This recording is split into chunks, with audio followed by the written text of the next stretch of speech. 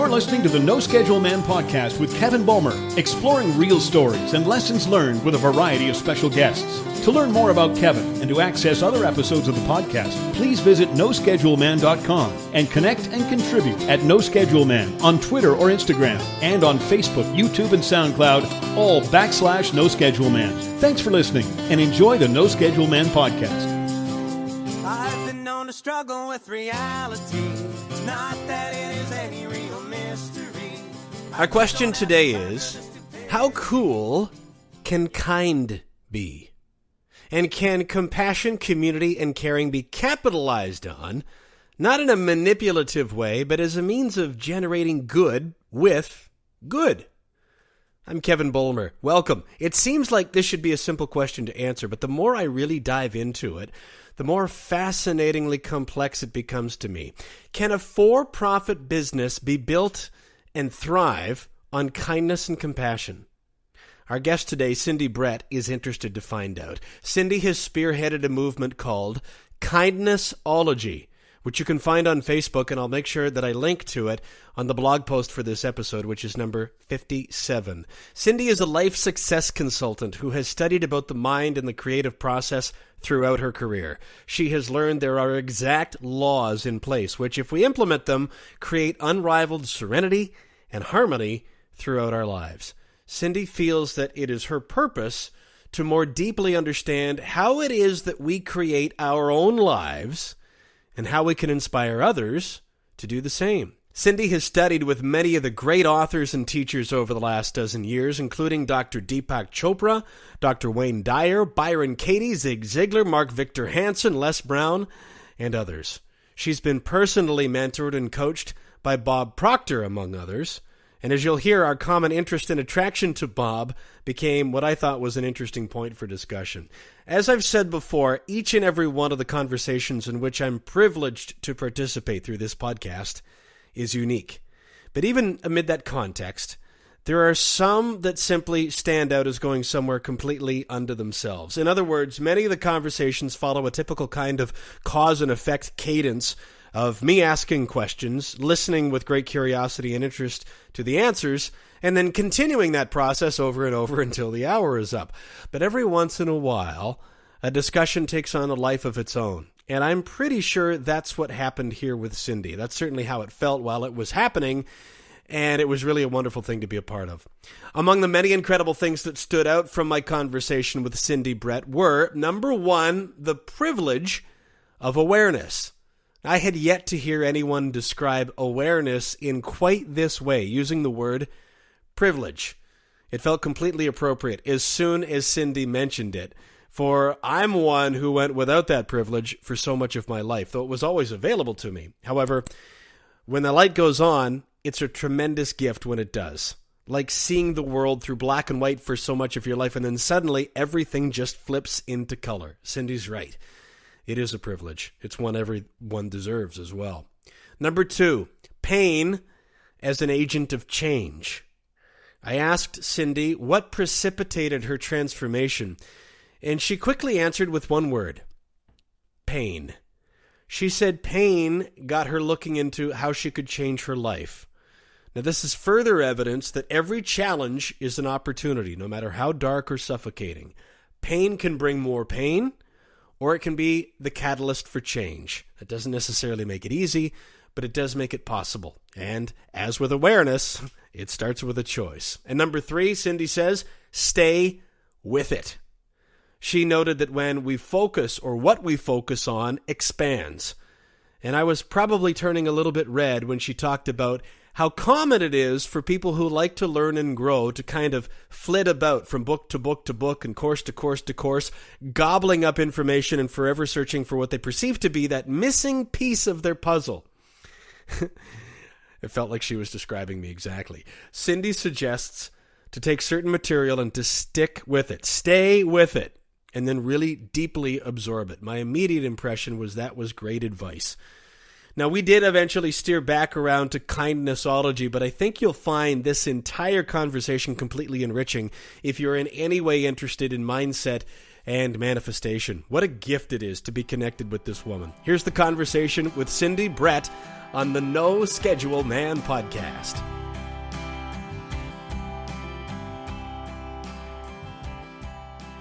Cindy, let's start by discussing the law of appreciation and gratitude. How would you describe that? Wow. Great question, Kevin. Great question. What I have learned is, first of all, Einstein asked, one of the most important things that he ever asked, I think, and this is how he stated it, the most important question you can ever ask yourself is, do I live in a friendly universe? And I have thought about that question so much over the years and realized the depth of what he was asking. Because if we decide that we do live in a friendly universe, and I would highly encourage everybody to make that decision at some point, then it changes everything. Because everything that is happening, nothing is happening to us, and it's all happening for us. And I know that that's a very difficult concept to digest when we're going through some tough roads. And I promise I know what I'm talking about because, like everybody else, I've gone through some really, really tough times in my life. But when I learned to look through life through that lens, that not 1 ounce of difficulty is there that doesn't need to be there. And I begin to see that the things that I call challenges and obstacles and whatever else I've called it, sometimes not so nice words, it changed everything. Because I saw that the very thing that I wanted to do in life, or came here to do in life, the so-called obstacle was what got me strong enough to do it. It's like going into a gym, and we do not get buff by waving our arms around and running around in a gym. We get buffed by the weights, and the weights are the resistance. And so when we can see it that way, then everything becomes something that I can find appreciation for and gratitude. And when I really began to get good at, and I have a long way to go, but when I began to get good at looking at life that way, that it's all helping me, and learn to ask the question, what's good about this? I learned to live in gratitude. And even when things are happening that feel very uncomfortable and might take my breath away, I still ask, what's good about this? And living in gratitude invites more opportunity and experiences to be grateful for. So that's a long answer to your question, but I hope I answered it for you. It's all terrific stuff, and I'm curious about when it was, this is a sort of two-pronged question, Cindy, when it was that you remember first considering that question of Einstein's, and just to restate it, do I live in a friendly universe? When it was that you first remember considering that, and what were some of the things that were going on in your life that brought you to it?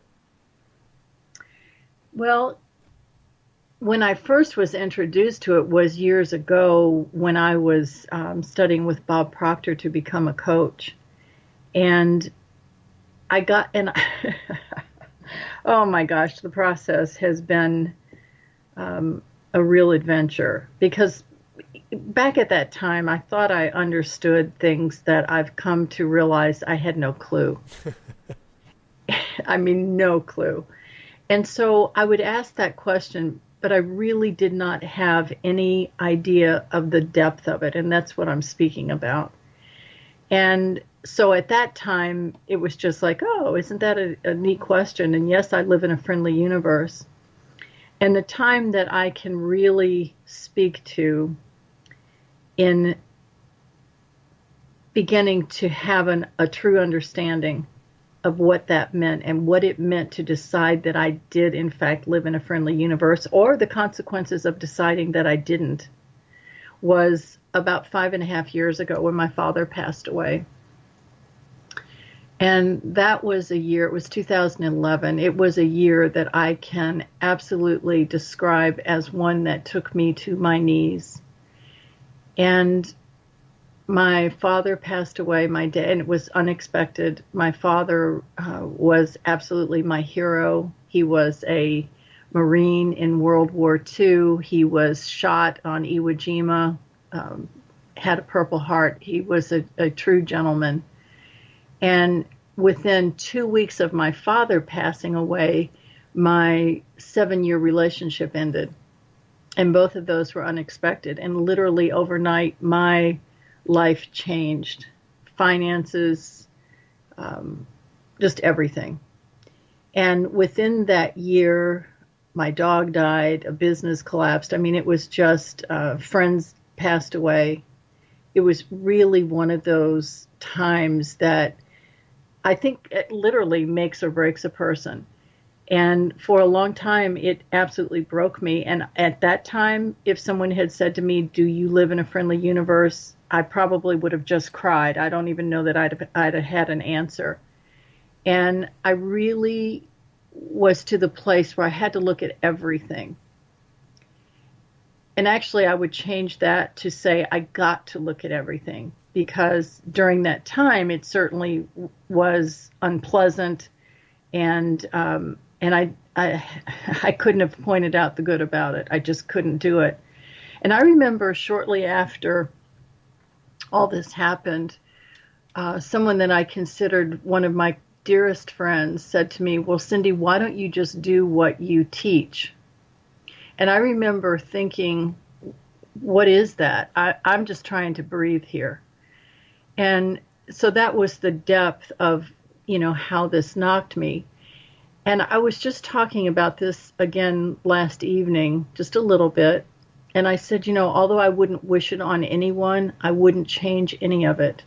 Because from that, as we hear so many people tell the story, and Kevin, I'm sure that you could tell your own version of the same story. From that, I came to find out that I could take care of myself. I could provide for myself. And I learned how strong I am. And although I would not sit here and invite catastrophe into my life, I know that I could handle it. And I used to not know that. So that speaks a little bit to what I'm talking about. Not only do I have my own version of that story, Cindy, but the arc of it is very similar in terms of chronology to yours. Late 2010 to 2011 was when I hit the floor, too, where the whole house of cards came crashing down. I'm laughing about it now, but like you, I wasn't then. But it's amazing that those are a lot of the seeds got dropped into the ground that led me to being here talking with you today, which every time I get faced with one of those challenges, big or small now, I try to reflect on that, and I'm trying to make it more automatic so that it comes to me quicker. What you said about this is not happening to me, but for me, what will be the conversation with Cindy Brett somewhere down the road that I can't see now because I'm in it. But it really is a remarkable thing once you look back, isn't it? Yes, it truly is. And back in May, my car was stolen. It was stolen from my garage. That's the weirdest feeling. Open your garage and car's not there. And within 10 minutes, a friend of mine was over. And within 10 minutes, we were laughing about it and saying, okay, what's good about this? Now, I can also tell you that through that whole process of insurance company and, everything that came from it, I didn't laugh the entire way. No, I didn't. But that reflex of learning to say, what is good about this? Learning to reframe something that a lot of people haven't yet gained I call it a privilege, Kevin. I think that I am privileged to have the awareness that I have. I am so grateful. I literally spend my days in gratitude. And at the very top of the list is that I've gotten to learn what we're talking about. And I think that it's the events that we're discussing that's the way we learn. And also, the thing that I'm so grateful for about it is the level of compassion that I can now have for other people, that as much as I wanted to have it before, I didn't. I just didn't. And now, when I hear kind things happening, it literally brings me to tears. And I know now that it's because I'm feeling it. And so with other people, like I can respect, through, happy for them that they will get to the place that we're discussing, and then also feel that compassion I can to support their process, not to fix it for them, but to support their process so that they can come out on the other side stronger, as we're talking about. All of these things that you described, and thank you for sharing so openly, Cindy, that were happening 5.5 or so years ago. And when your friend asked you that question, why don't you do what you teach? What was it that you were teaching at that time? I was teaching what's commonly known as the law of attraction. That's not my favorite phrase for it, but, teaching how the mind works and how we are attracting things, and, how to reframe the story. And again, what we're talking about, it's one thing to get it on a conscious level. You and I are intelligent people. The people listening are intelligent. Most people can get this on a conscious level. It's the deep heart level, the subconscious level, where things change. And I had no clue. I was teaching it, but I really had no clue of what that meant and what it entailed. We're talking about things that are not for the faint-hearted. And I know Bob talks about the 3%, whether we're talking about finances, it doesn't matter, relationships, health, it doesn't matter. It seems that about 3% of the population are who enjoy that. And I believe that it's because I don't know about most people, a lot of people do not know, again, the depth of what we're talking about. And a lot of people are so afraid, and myself included. I was so afraid. I had all these terrors of things that I couldn't do, and it was only by walking through all of that I found out that I could. And truly, the difference between the people who enjoy lives that they are consciously creating, deliberately creating, and those that aren't, it's not that big a deal, because people are going through challenging times every day. I remember in classes, people would say to me, well, what you're talking about is so hard. Well, is it? Yes, sort of, kind of, but at least there's an end to it. And what I see is that when I was afraid to face it and afraid to go into that difficult time and that pain, and I literally had to be forced into it, as so many people are. Once I did it, it wasn't that, yes, it was a challenging time, but we're talking about a year or a year and some time, as opposed to an entire lifetime of living in this fear and not knowing the joy of life and living in gratitude like I'm talking about. What brought you to your initial study and curiosity of, and I'm with you, Cindy, law of attraction seems like more of a buzzword or phrase than an appropriate way to label what we're discussing, but to call it personal, professional growth or coaching or mindset, any of these things, what led you to that initially? I'm going to give you one word: pain. That's fair. So there was pain before the pain that you just described. Yes, but I think this is, well, let me take I think out. This is the difference. We all hear how we get opportunities to grow. And my experience is the same, that I had a lot of opportunities that perhaps would have been an easier road to travel. But it was the collapsing of the life that I knew that got me to do it. And I don't know, I mean, I suppose I had another choice. I guess I could have, turned to drugs or alcohol. Fortunately, that was not something I even considered. So I think that the pain just accumulated, but it is definitely what got me looking into how I could change my life. And I knew that it was possible, I didn't know that I could do it. And I think so it just kept escalating. And then finally I just kind of fell over the edge and,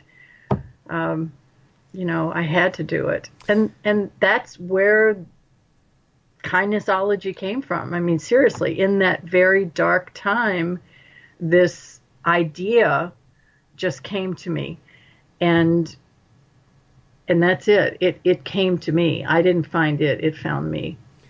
We're going to get into Kindnessology in just a moment. I've got a few other things that I want to ask you, and one of them in particular, and I've got a slightly selfish motivation, I confess, Cindy, for asking this. I'm going to tell you why and what it relates to my own journey in a moment. But to ask the question first, in looking for a teacher, a coach, a mentor, somebody to guide you through the next phase, why Bob Proctor? Well, that's another really interesting thing, because I had signed up with someone else, actually. And the very first call that I listened to, she happened to be interviewing Bob Proctor. And when I heard him speak, I knew that was what I was supposed to do. And so I withdrew from the other program and I took the coaching with Bob. And when I did that, I will add, I had no idea how I would pay for it or, where it would go. But it was one of those hits that we all get, that I just knew that I knew that I knew. And I knew that somehow, even though, again, I taught it without really understanding, I thought I understood it, but I knew that somehow I was creating this. And the way I knew was because guess what? I was kind of the common denominator in all the situations in my life. Mm-hmm. And so when he began to speak about how we are the ones creating it, and even more so how we could change it. And I have to, again, honestly own, for years I fell through the cracks. And I just didn't understand how to connect the dots. And that's what has really happened over the past couple of years. So, it's just been a very incremental growth.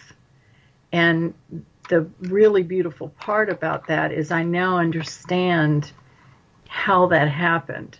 And so now when I talk with people, and I talk with people every single day about this, now I come from that. I know what I'm talking about here, because this is exactly what I did. It's not what somebody else suggests that we do.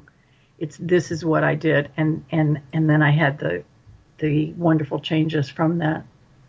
But Bob Proctor, he's one of the best. And there are tons of them, though. So really in, looking for a mentor,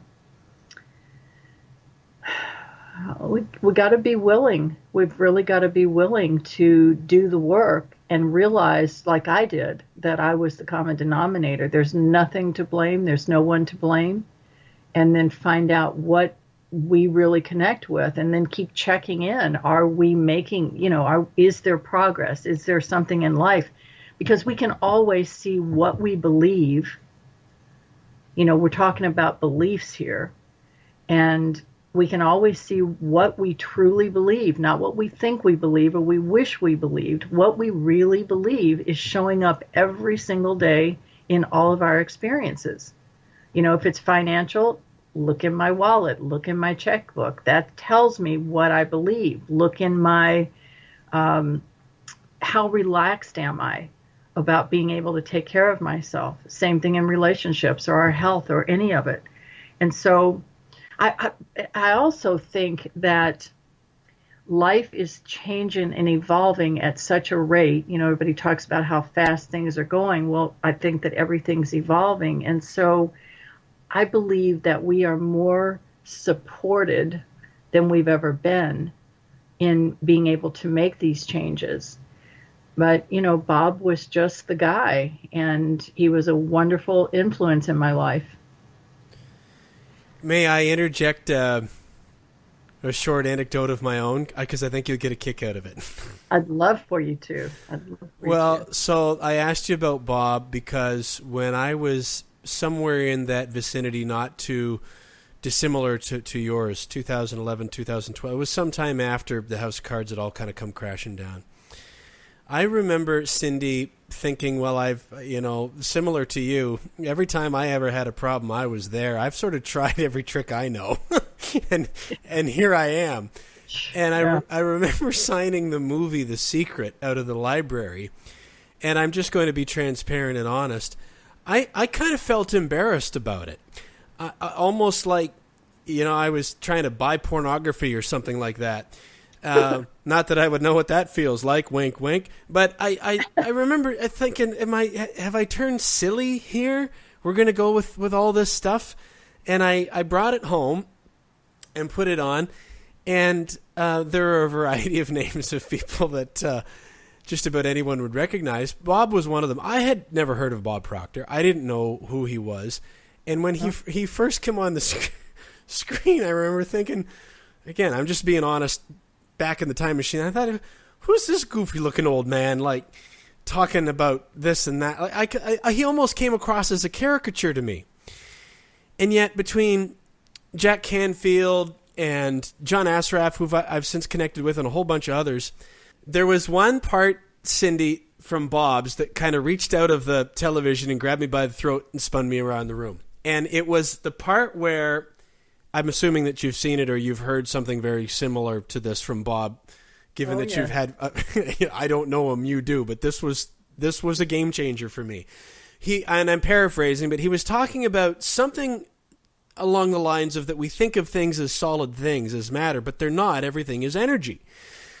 And he held out his hand. He said, we look at our hand and we think that this is a solid thing, but in fact, if you were to put it under a powerful enough microscope, you would see that it's just millions of cells at a very high speed of vibration. And I remember sitting there thinking, that actually makes sense to me. I was struggling with some health-related things and that were manifesting physically. So there were other parts in that film about, I remember there was a guy, I can't recall his name, who had been in an airplane crash, and they told him he wouldn't ever walk again, and he kind of, quote-unquote, healed himself. And I was thinking, yeah, you're right. I mean, you hear these extraordinary stories, but like, come on. But what Bob said was a lightning bolt. It just, it changed the way that I thought and fell and falls into that column of, once you know a thing, you can't go back to not knowing it again.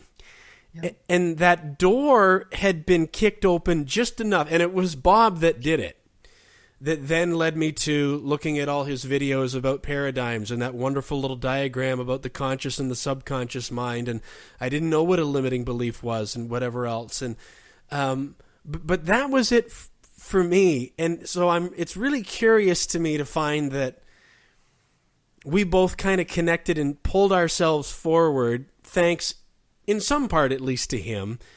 Absolutely. And at a very similar time, not just in our respective lives, but in time, around 2011-12 would have been when this was going on for me. But I suspect you know what I mean about that the door doesn't, we talk about doors opening for you. They don't really bust open. They kind of come open a crack, and then it's up to us whether we want to go through or not. And I suspect that you know what I mean by that. Mm-hmm. Well, it's not with any great pride that I say that when I took the coaching with Bob, when I was first coached by him, this is 2004, Kevin, and I became a consultant with him in 2007. Okay, so all those years I was studying with him and then teaching it, and then here comes 2011 and knocks me on my butt. So, I say this because I know that this can help someone else, that we can only go as fast as we can go, and that's why Einstein asked such a profound question. Because when we answer that and we keep re-answering that, we're going deeper. I say to people every day that, literally we go down a rabbit hole to which there is no end. But here's the thing, it gets more and more and more fascinating. And I remember when I was taking the coaching with Bob, and I had a program, a CD that I was listening to, and he gave a quote. Bob's a big quote giver, and I am too. I love them. And he said, and I don't remember who actually said this first, but he said, when you read a good book through for the second time, it's not that you see something you didn't see before. It's that there's something in you that wasn't there before. And I had to pull my car over, and a cold chill just went up my spine, and I just knew that I heard a truth that I didn't totally, or probably not hardly even, understood at all. But over the years, I've come to understand that. And there's a reason that we go as quickly or as slowly as we do. And going back again to that quote, it's the more I understand it, the more I can trust. And I can trust that it is okay, and that these things, again, are not coming to harm me, that there's something I can learn. And when I breathe into this, and Bob is a great teacher because he is teaching about paradigms, and paradigms, will kick us all over the place for our entire lives until we turn and face them. And we say, okay, I see you, and you're a belief. And you may be a really powerful belief in my life right now, but you're a belief. And then we remind ourselves of all the things that he teaches, John Assaraf. You're talking about great people. There have been those people from the beginning of time. Whether you want to look in scripture, you want to look in philosophy, people have been telling us the same thing. And that's how we can know it's truth, because it's been repeated over and over and over again. And all of these people are saying it to attempt to say it in a different way so somebody can hear it that wasn't able to hear it before. And that's exactly what happened to me. As I kept going with this, I was able to hear things that, yes, I'd heard them, but I hadn't been able to digest them. I hadn't been able to make it my own truth. And so continuing in that, then it becomes my truth, and now I can live it, and now I can share it in a way that perhaps somebody can hear that they couldn't hear it when they heard Bob Proctor say it, or they read it, or whatever. And we just have to trust that as we continue in this, it will open up to us. And that's, I think, what you and I are both saying. And yes, it can be a movie like The Secret. It can be The Belief. I mean, it can be these kids' movies now. I know you have young sons. Mm-hmm. My gosh, every one of these movies have such a powerful lesson in them. And it's a beautiful thing, because that, life teaches us when we will look at it that way and look for that. It's not, it's not just life. These things are all, every step of the way we are being guided. And whether it's a billboard or a song or a conversation like you and I are having, or just sitting quietly by yourself. Our dogs, I mean, my gosh, my dog is an amazing teacher. But I have to be willing and open to looking at life this way. And then I see opportunities are literally everywhere. I love how you shared we can only go as fast as we can go. And there's a really interesting balance isn't the word I'm looking for, I don't think, Cindy, but when you talk about that the circumstances are a reflection of your beliefs, that when you start to go down this rabbit hole to which there is no end, I like how you described that as well. I'm loving this conversation, by the way, Cindy. This is one of the first episodes that I wish we were doing like a 3 or 4 parter, because I'd just as soon, block out my whole evening and keep talking to you. But when you become aware of that, so you have accepted, okay, the reality, the manifestations are a reflection of the beliefs, and you've seen that, and you maybe are also far enough down that rabbit hole to have seen that you were able to actually transform or change what may have been limitations in the past. So on an intellectual level, you can see kind of how this works, but you're still stuck on a certain area. Money is a common one. That's one that I'll be honest about, that I struggle with at times, that I can see that I've got a difficult relationship with it, and I can affirm and I can reaffirm and I can, but it's still herky-jerky. Yet my relationships and my health and have just improved so much more exponentially. But then there are these other areas where I know it, I can see it, it all makes sense. But the light's not gone on yet, and I'm trying to figure out how to turn this around into a question, also keeping the whole kindnessology, which we're about to get into, in mind, with that whole idea of just trying to help people pass through that doorway into not just saying, being kind and gratitude and appreciation from back where we started are interesting things, but to really take them on that deeper level that you described of. And now I'm flying all around the room on you here, Cindy. I apologize, but I get wound up about it. But do you know what I mean about when you know something and you know you haven't quite connected with a thing yet? There's almost an interesting disharmony that happens when you know it works, but it hasn't for you in a certain area quite yet. How do you manage that? Okay, so before I answer that, I want to say to you that I am absolutely good with this conversation just going where it goes, because again, like I said, when I mentioned about Kindnessology found me, I believe that we're not doing life. Life is doing us.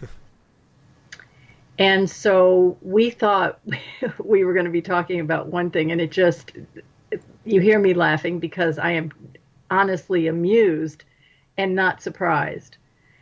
So I'm absolutely great with this conversation going where it goes, and we certainly can do some follow-ups. What I want to do is help whoever finds their way to this call, and not help like, oh gosh, you poor thing, you need my help. No, in that I might be a rung up on the ladder, and if I am, then I certainly want to reach down and help you, because it's only for the people that have been up a rung on me and have turned around and reached me. And some of those people are alive, and some of them are alive in books. So in answer to your question, is that okay with you, Kevin? Absolutely. Okay, so we just go where it goes. So what changed for me was in absolutely doing what I needed to do to convince myself that what I'm working with is a law. And we're talking about so many different things here. So there was a time that I thought I knew that what we're talking about is a law. And what I mean is that, when we focus on something, we can change it. And we can absolutely understand that in our conscious mind and yet not believe it. And that's what I came to understand. And the way I came to understand it was that I had to, I kind of like to use logic here, or in my life, and I thought, all right, so a law, thing about making it a law is that it works for everybody the same. So if it wasn't working for me, and that was my story, it doesn't work for me. I could see it working for other people. I could teach it to other people. And yet I had this story running. It doesn't work for me.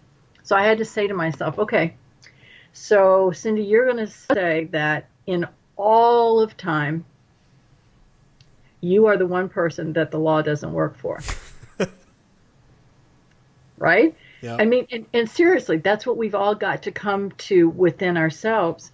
And just like you laughed, that's exactly right. I mean, when we realize how ridiculous that is, but here's the other side of it to realize. We're told, be it done unto you according to your belief. That's how powerful a belief is. We can be living in absolute abundance, and we all do. Every single one of us do. All we have to do is look around us. We see that there's an abundance of everything. There's an abundance of air. If you look at blades of grass, there's an abundance of colors of green, shades of green, shapes of the blades of grass, leaves, animals. I mean, whatever you want to say. A great place to do this is to go to a body of water, the ocean, for instance. No matter, we could all, every single one of us, could line up at the ocean with big machines that would be pulling water out, and no matter how much you pulled out, I pulled out, and everybody else in the world, there would still be more water. And no matter how much all of us breathe, we could all take in the deepest breaths that we could possibly take in at the same time. We're not taking in all the oxygen. So beginning to see it this way, that, okay, so that's the truth of it. And here I am, Cindy Brett, living in abundance, and I am so powerful. I can take my paintbrush and paint nothing but lack and limitation all over that canvas. And now those are the experiences that I have. And just as you said, when you have, increased your well-being in your family, in your health, and yet you still have this challenge, it's just saying to you, just like it was saying to me, okay, there's just more here that you can understand. But to understand that because it's a law, it has to work. It has to work. So I needed to draw a line in the sand. And I did this about a year ago. And I said, okay, this is the issue. No matter how it's showing up in my life, the issue is I don't yet believe it's a law. So I can tell you what was the turning point for me. I hope it will be for you and other people that are listening. But there is a book called How to Attract Money by Dr. Joseph Murphy. Now, Dr. Joseph Murphy, unfortunately, is no longer with us. I can't remember if he passed away in the 70s or the 80s. If he was still alive, I would find that man. He wrote a book called The Power of Your Subconscious Mind. If you haven't read it, whoever's listening, you might want to read it. But the book, and he's written a lot of really great books. And the one that really made the change for me was, like I said, How to Attract Money. Now, the title is fabulous, and yes, you probably will attract money from reading it, just depending on how thick your walls are of breaking through the understanding. So that's great. But what I love about the book is that he explains things in ways that I could never understand before. And it's a very small book. So that means that it's easy to read again and again and again and go back to when you read a good book through for the first time. It's not that there's something you didn't see before. There's something in you that wasn't there before. So that's saying to me, the part of me that can understand this hadn't shown up. Or even more true is to understand it on a deeper and deeper level. So by reading that book, taking one book, some people read 10 good books a year or 10 good business books a year. I say, find one good book and read it 10 times or 20 or 30 or whatever it takes. Know that there's truth in this book and set out to find it and to find it on as deep a level as you care to go. And there are affirmations in that book. So what I did is I took that those affirmations, the ones that really spoke to me, and I wrote them out. I did exactly what Bob had told me to do years before, but now I was committed to doing it. I didn't make excuses for why I didn't do it today, or, oh, I'll do it tomorrow, or I did it once today, but I didn't, I don't need to do it more. All the things that I used to do, and I did exactly what he had told me to do. So I was using what I'd learned from Bob, and I was using what I was learning from that book, and I read those affirmations over and over and over again. One of them that I love says, infinite intelligence, which guides the planets in their course, is now guiding me to fill in the blank. Whatever you want. And as I read it, and I just kept going more into, this is a law. This is a law. And look at the examples of other people saying that they have applied it. You and I have both studied with John Assaraf, and so, he's another perfect mentor. He's another great mentor that gives us perfect examples of how to apply this.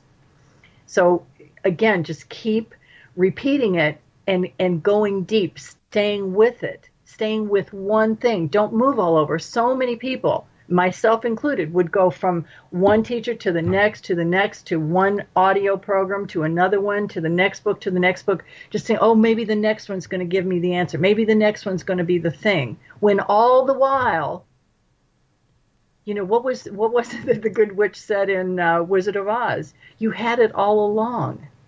We had it with the first book that we picked up, if we stay with it.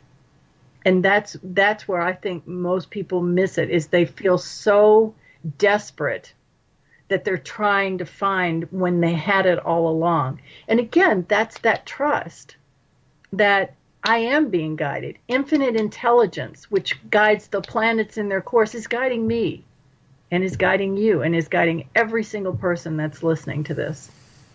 So what happened in the time since you embraced that work from Dr. Murphy and really started in on the process that you just described?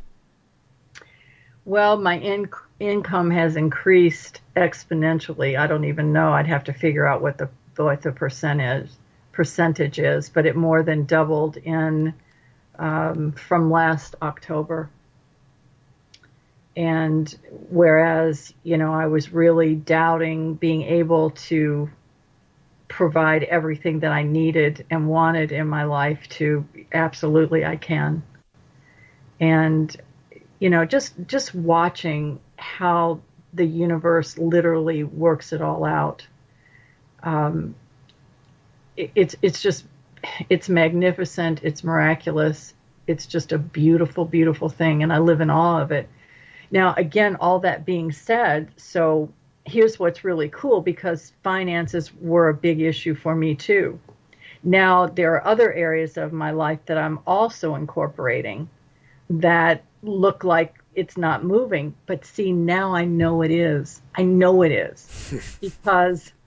because I think, okay, if I could take this challenge that kicked my rear end my entire adult life, and I could manage to turn that around, nobody can convince me. And what is it that's trying to convince us? Those voices that say, you can't do this. Come on. What I've learned to say is, halt. You gain no entrance here. And this is what I say, and I think I probably did read this in Murphy's book, but I know I repeat it to clients every single day. And I say it this way. So if I say, do you have a family? Yes. Do you love your family? Yes. So what if somebody knocked on your door and you opened the door and they said, I'm coming in and I'm going to harm your family? And they said, well, I'll stop them. I said, would you let them in? No, I would not let them in. I said, that's really interesting, because that person we're going to call is a thief and a murderer. So every day, thoughts knock at your door. And boy, are they thieves and robbers and murderers. And not only do we swing the door wide open, we invite them in for food, for drink. We entertain them. We laugh with them. Ha ha ha ha ha. And all the while, they are stealing our very lifeblood. Once we understand that, there's nothing else but our thoughts. There's nothing but our thoughts. Everything comes from a thought. And anybody can prove that to themselves if they're willing to do it. You know, it's not the stuff that's happening in our lives. It's what we're thinking about the stuff that's happening in our lives. No matter how big, bad, scary it is, it's still what I'm thinking about it that causes the feeling. So if I stop those thoughts at the door, and I know I can't control, I will say my belief is that I am unable to control the thoughts, but I sure as heck can govern them.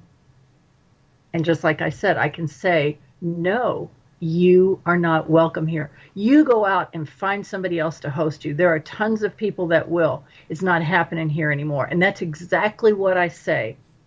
And so now we all know how easy it is to be focused on one thing, and then the next thing our thoughts, the next time we realize it, we become conscious about it, our thoughts are all over the place about it, right? So we can be saying, I am abundant, I'm whatever. And then the next thing you know, you're worrying about paying a bill. Those are the very thoughts we have to stop. And that's why I say it's not for the faint-hearted. Because, you know, you have to do it again and again and again and again and again until it changes. And it will change. And that's what we know by knowing we're working with the law. It will change for every single person. Go ahead. It's really magical when you catch yourself noticing something that has changed, isn't it? It's magical. It is so worthy of celebration. The other thing, Kevin, is us learning to celebrate all of this. Yeah. Because again, you know, we're talking about vibration, and the more our energy is high, our vibration is high, the more we're literally inviting experiences that will cause us to feel the same way. And, you know, just what you were talking about with Bob, when you understood, you know, this is all energy. And whatever we have to do, each of us, to figure out that that's the truth. And fortunately, today there's a lot of proof. You know, there's the scientific data to prove this that wasn't available before. So anybody can prove what we're talking about. And again, it's a decision. It's a choice. Is life, you know, are you living life the way you want? Is it phenomenal? And if it's not, dig into this, because it will change. It has to give away. But you have to do, you know, each of us have to do the work.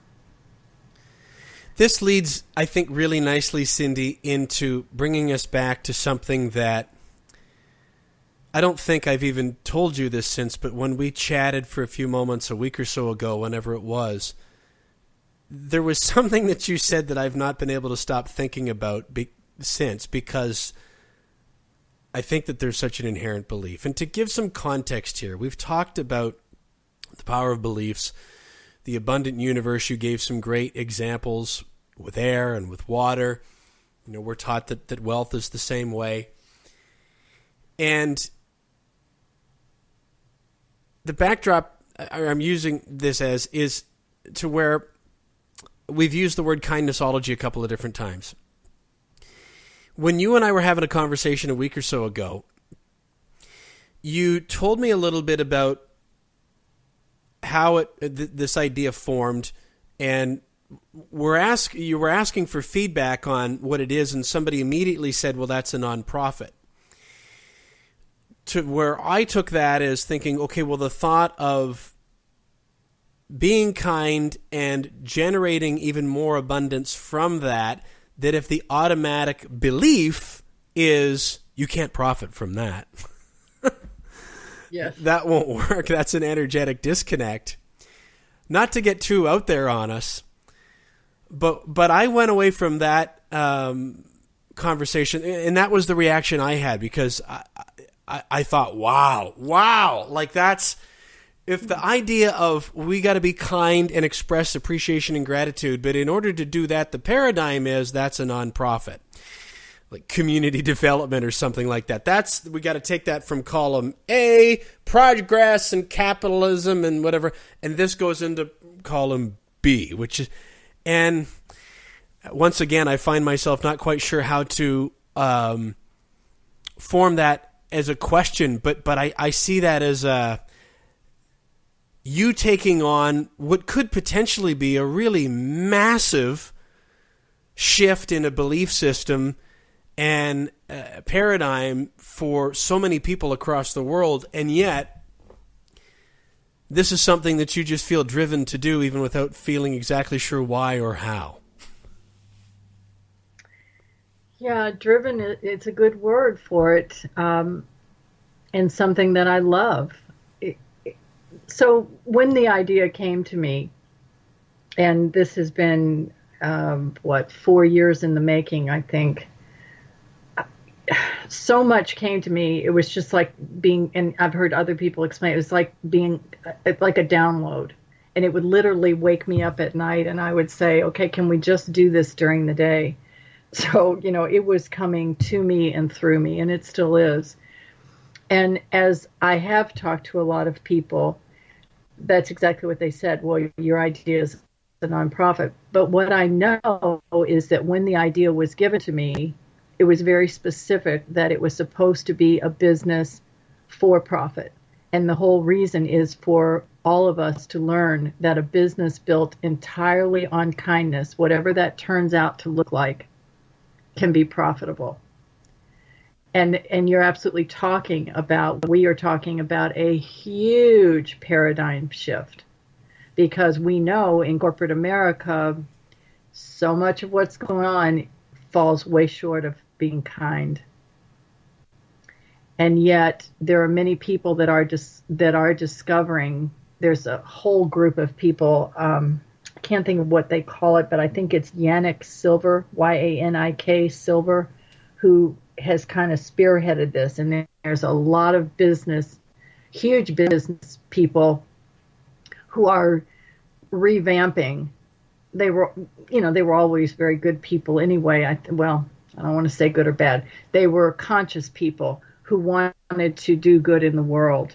And that's how they're structuring their businesses, to be kind in the world. But this business would be all about kindness and spreading kindness. And how can we do that? So, we're talking about a paradigm shift. And I'm not, to be totally transparent, I'm not clear what that looks like. We have started a movement here in Louisville, Kentucky, and we're working on it. But I know there's much more to come, and that's what you and I were discussing last week. What was the initial download, I'll say, that idea, maybe in a few sentences or however you want to phrase it, that wouldn't leave you alone? What did that look like, sound like at that time, Cindy? Well, okay, so we're going to go over, Kevin. Is that okay? Yeah, I'm good for however long, unless you got to let the dog out or something. Let's keep going. At some point I will have to, but okay. So, this is exactly how it happened. So I was in so much pain, and with having lost my father and my relationship, I wasn't sleeping anyway. And because so much happened so fast, on one thing on the heels of the other, I was having a difficult time grieving. As I didn't mention that so my relationship ended. So while I was literally in South Carolina with my family, my ex moved me out of the house that we lived in, and I came back to living in a different place. And it was a house that I had owned. And then while we were engaged, I lived in the house with him, and we were going to get married. That's where we were going to live.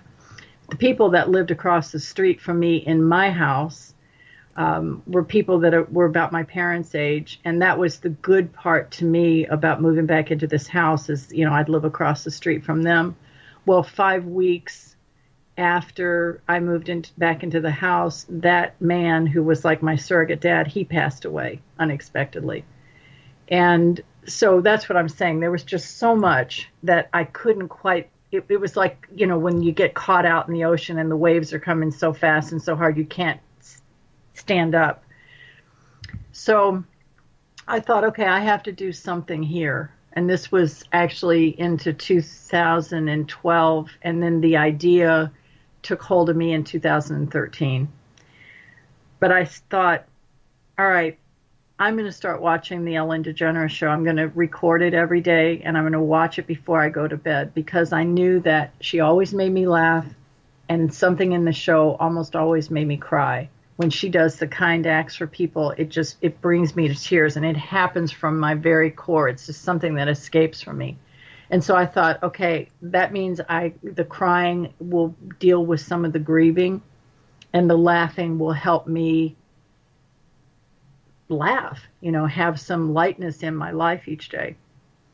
So as this idea took hold, what was happening is that I called it the Ellen essay. It started coming to me, and it was all these rhymes, and it was pretty funny. Everybody that read it and heard it thought it was very funny. And I ended up doing a video and 2 submissions to the Ellen DeGeneres show, suggesting she start a segment called the Ellen Show Us Your Kindness America, in which there was this 30-day challenge where we would say, America, how does your life improve by doing one kind act for someone else every single day? And our challenge to you is to find out. And it was roll those cameras, and then the Ellen Be Generous, let's have a little fun bus, rolls into the city. So the winner of the contest, it rolls into the city, and this party breaks out, and no one would ever know who would come off that bus. Would it be all the celebrities that are on her show? And they'd all want to be a part of it as this thing got going, but you never know. And this phenomenal party would break out, and I know, we all know that everybody's attracted to fun. And so that's what the vision was, as these parties would break out, people would just literally walk over to see what was going on, and it would just spread like wildfire. So this essay was just in recognition of the sponsors that were providing the money for Ellen to do these wonderful things for people, and then also really celebrating Ellen. And let me see if I can think of how it ended. So the video, the whole essay was probably, I don't know, I can't remember if it was 6 minutes long or 10 minutes long, which too long for a video. So I had to cut it down. And so at the end of it, I said something, this idea is hard to convey in 3 minutes, but when that fun bus rolls out, may we please be in it. And my little dog is a Shih Tzu, and I had her dressed as a bumblebee, and she was Be Generous. And it was also really funny because when we shot the video, she fell asleep and she was snoring. But anyway, there was one part that said, how did it go? We may have to do this on another part of it. But there was just a lot of stuff, something about JCPenney. So the whole essay was about all these things that I had done, but I had never danced with Ellen because, people come on to her show and she always dances every day. So it was, I've done this, but I haven't danced. So I said I created a new coin with Jesus on the front. No, that's not it. But anyway, I call it JCPenney. Well, JCPenney is one of the sponsors that would give money for her show at the time. So that's what I did. The whole thing was this essay that was to be given to Ellen, and that she would read it and hopefully that it would make her laugh, because she makes so many people laugh. She does so much good, and that's what I wanted to do, is give back to her. So actually, when that all started coming to me and downloading through me, I didn't have the entire idea. I just knew that I wanted to do this for her.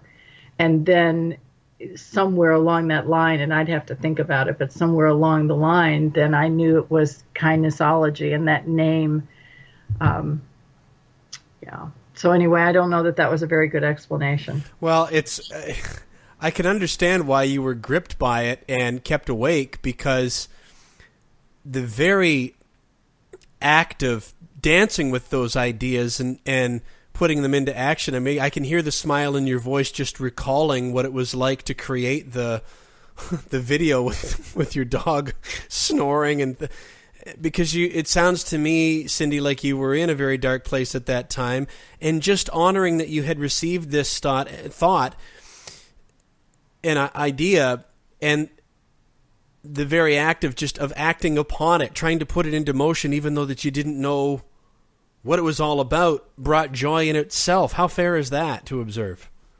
It's true. And here, now we can circle back around to what we were talking about too, because here's the thing. So here I get this idea, and as time went on, I realized it, because at first I thought that it was going to be a CD or a letter that I would send to Ellen, and I would not have to be visible in it.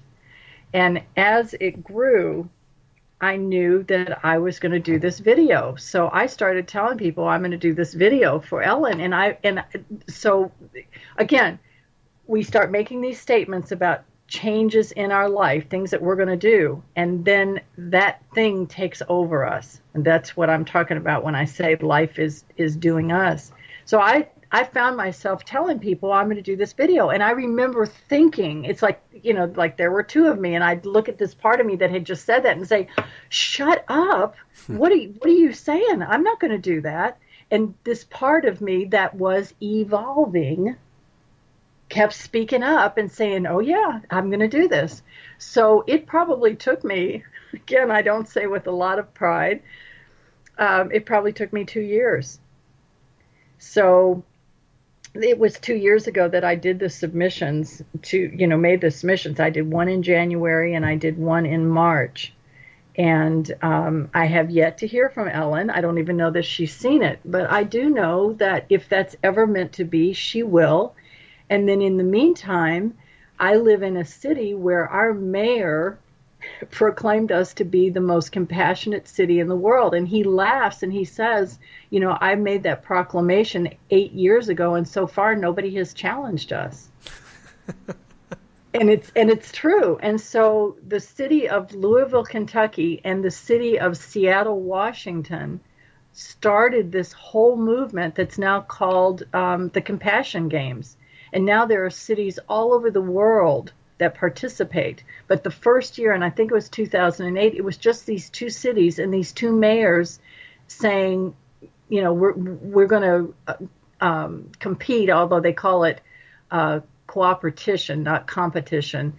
And Mayor Fisher, he's just a fabulous man, he said to Seattle, I'm so sure that Louisville's going to win that I'm going to come to Seattle and help you try to beat us. And it's just hysterical how this all came to be. Well, after a couple of years, Mayor Fisher thought, well, if I've proclaimed us the most compassionate city in the world, what are we going to do about that? So he started something called Mayor's Give a Day. And that was a day where the city encourages as many people as will play along to get out and volunteer. And there's a website called Mayor's Give a Day, and there's a list of every organization that has given their information. It's listed, and you can go on it and you can say, okay, it's a Saturday afternoon from 1 to 3 that I'm free. I want to work with adults or elderly or dogs or whatever. And then everything that pops up, everything that's happening at that time pops up. So that evolved into a full week. It was so embraced by the city, it's now a week. And 3 years ago, here's Kindnessology, and I'm thinking, all right, I'm in the city that provides the platform to do this right here. And so myself and a good friend of mine, who is the videographer that made the video for Ellen, we volunteered as Kindnessology to go around with the mayor's office and video as much of what was going on as we could get. and then to create a video that goes on the mayor's site. And that's what we did. And now this year, this past April, was the third year that we've done it. Now we've become, very good friends with the mayor and the mayor's special assistant, and we've met tons of really amazing people. And I am part of Compassionate Louisville. And then last year, I formed a steering committee of some wonderful, wonderful individuals that I've met in doing the Compassionate Louisville work. And we started our movement, and we had our first 30-day challenge last December, and we did what we called a beta test, and we had a prominent high school called Male High School join us, and the National Honor Society from Male High School, to be specific. And it was amazing, these kids' experience of doing 30 days, not of random acts of kindness, of conscious acts of kindness. And when they gave their feedback, it was like we had handed out scripts for them to read.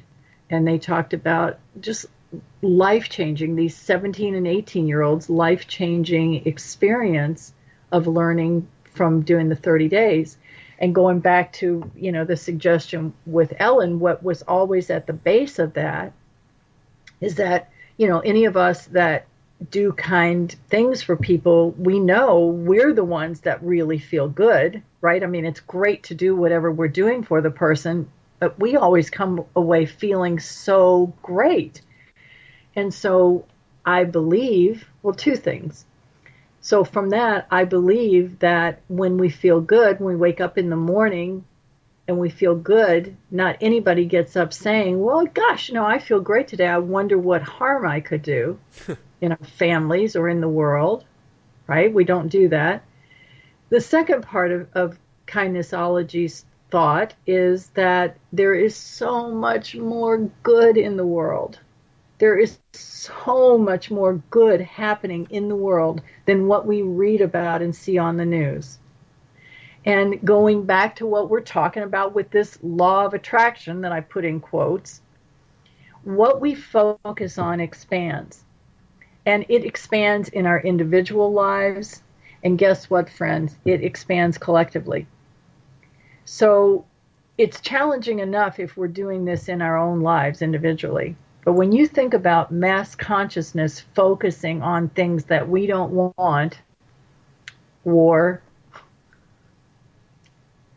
ISIS, drug problems, killings, as we focus on that, it has to get bigger. You can again prove this to yourself. Take any plant, take two plants, take care of one, don't take care of the other. One's going to flourish, one's going to die.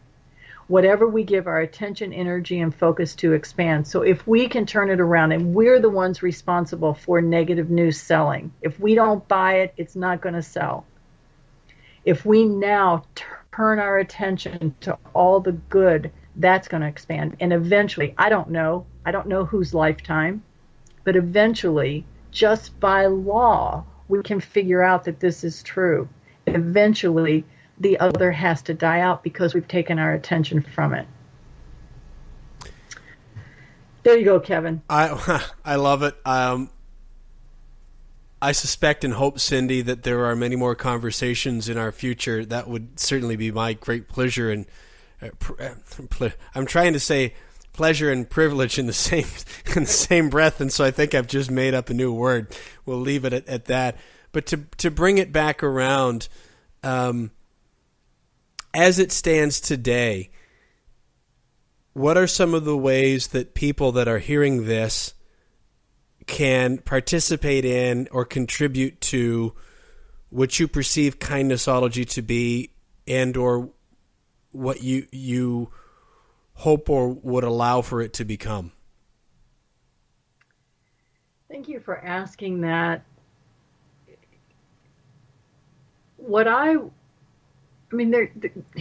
Again, this thing has a life of its own. So what I would first ask is that people get quiet and feel well, first of all, just joining the kindness bandwagon, I know that everybody is a part of that. So I don't think we have to get too quiet and ask too much about that. So, everybody asking, what can I do? And that 30-day challenge. How does your life improve? Just dare to do that. How does your life improve by doing one kind act, one conscious kind act? So that means each day or the day before, you're planning it out.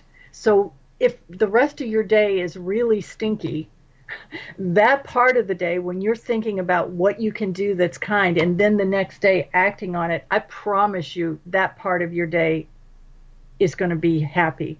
And it's going to bring more and more light. Once you start shining that light in, the light will dispel the darkness. It does. So that's the first thing I would say, is take the challenge. And I'd love to hear your experience. The second thing that I would say is, how do you all feel about this reaching Ellen DeGeneres? To be honest with you, the thought of being on Ellen DeGeneres, no, that does not float my boat. Would I do it? Absolutely. But the point is, Ellen has such a far reach, and she is so fun. And I think the fact that's what we want to do, is make this fun so people are drawn to it. There's no preaching about it. It's just people are drawn to it because they feel good being part of it. So that might be another thing. We've talked about how a company built totally on kindness could be profitable. Anybody having ideas about that? I'm certainly open. There's a Facebook page, Kindnessology. I'll be, again, very transparent. I have a really full life and a full-time job and a dog and a family. And so, it doesn't get the attention that it someday will get, but I do the best that I can. And what I can promise you is, if you go to Kindnessology, you're going to feel good because it's videos that are uplifting. And so if you don't know what else to do during your day and you're really struggling, go there and let your heart feel some light. And then we also have a website, and it's kindnessology.com, and it is a work in progress.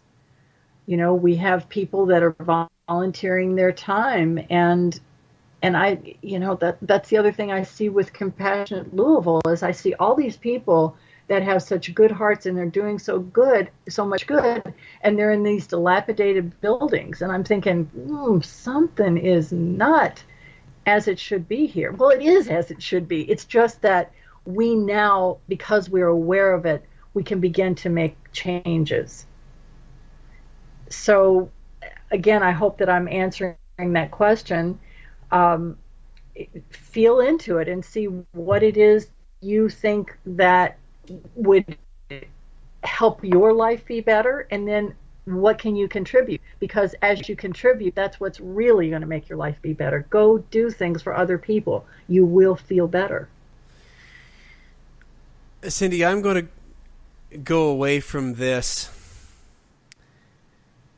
and really think about how this can be tied in, not just from having done an episode and maybe circling back at some other point, but on an ongoing basis. And as you've said a few times, I don't know what that looks like. But I'm just astounded by the people that come across my path. The more I'm able to act in tune with who I feel I really am and what I'm here to do, and to open up to say yes to things. And I think it's amazing that I've even talking to you right now because I just have the great privilege to learn from everyone that joins me for this.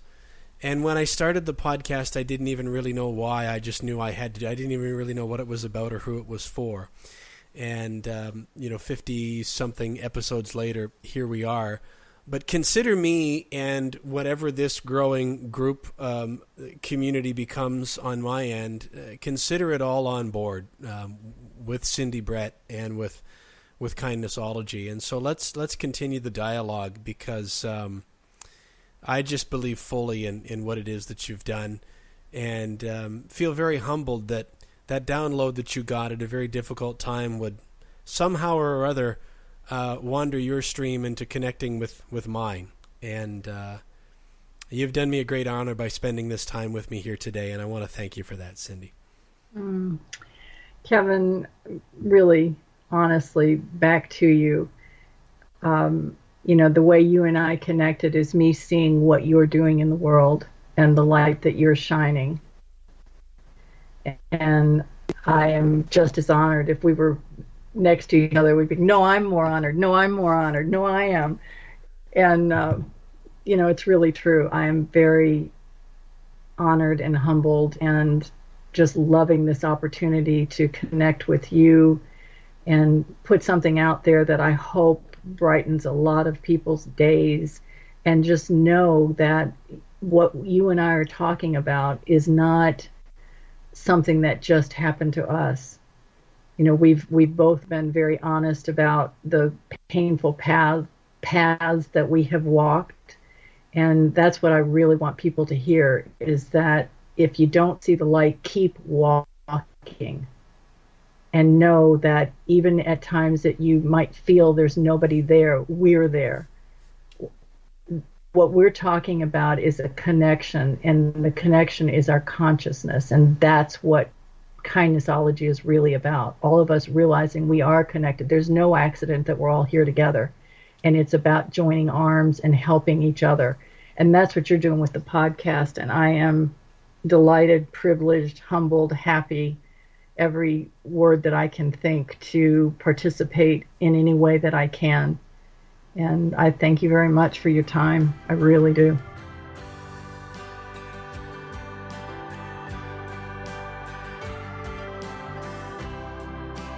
You can connect with Cindy online on her website, which is www.cindybrett.com. I'll spell her name for you. Her first name is Cindy. Last name is Brett. 2 T's in Brett. CindyBrett.com. I also strongly encourage you to connect on Facebook with the Kindnessology page. You can find that at facebook.com/kindnessology.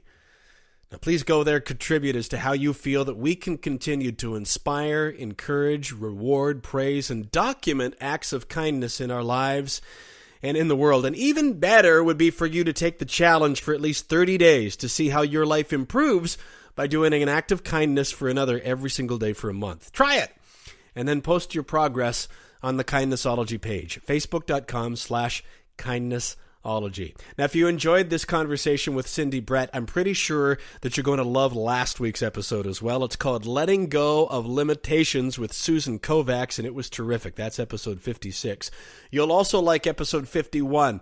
It's called Discovering a Deeper Why with Jerry Visca, the Why Guy. It's his mission to inspire 1 million whys around the world, and also to inspire a new ROI, where we reach out and inspire others. Give that a listen, episode 51. And as far as kindness is concerned, I've not met many people as kind as Jim Gilbert. You don't become known as Canada's huggable car dealer without walking the talk. Jim certainly does that, and his story is a down-to-earth and somewhat straightforward, inspirational tale of what happens when you simply roll up your sleeves and work hard over the long haul with an open heart all along the way. That's episode 50. Make sure to give it a listen. You can find those and all other archived episodes of the No Schedule Man podcast on iTunes or at noschedulemanpodcast.com. Please do take a moment to subscribe, share it, or leave a comment, or just do a rating or review. That really helps out. I'd love to hear from you and know what you think. And in the meantime, you can reach me at kevinbulmer.com. noscheduleman.com will take you to the same place. All my social media channel links are up on the upper right-hand corner of that page. And the sign up to my email list is there as well. We're in the process of rebranding that into the Turtle Tribe. So if you like, you can go directly to theturtletribe.com as well, and more will be revealed about that in the coming weeks. But I'd love for you to join me on this journey and add your voice to mine. Now, before I go, I want to mention that I may take a break over the next few weeks. I'm still thinking about it. I've got a lot going on. and feel the need to get clear and restored somewhat. I'm toying with the idea of reissuing a few of my favorite episodes of this podcast in that time, but we'll see. But if you see that, the podcast isn't going away. In fact, we're just nicely kind of getting started. I've got a lot planned for this podcast, including a change to the name and the artwork, and I hope and expect increased distribution. It's a journey, and we're just barely getting started. Fun stuff ahead. Stay tuned. I hope you'll stay with me. In the meantime, thanks so much for choosing to spend part of your day with me. I do hope you'll come back and join me next time to explore another journey on the No Schedule Man podcast. Just a little deja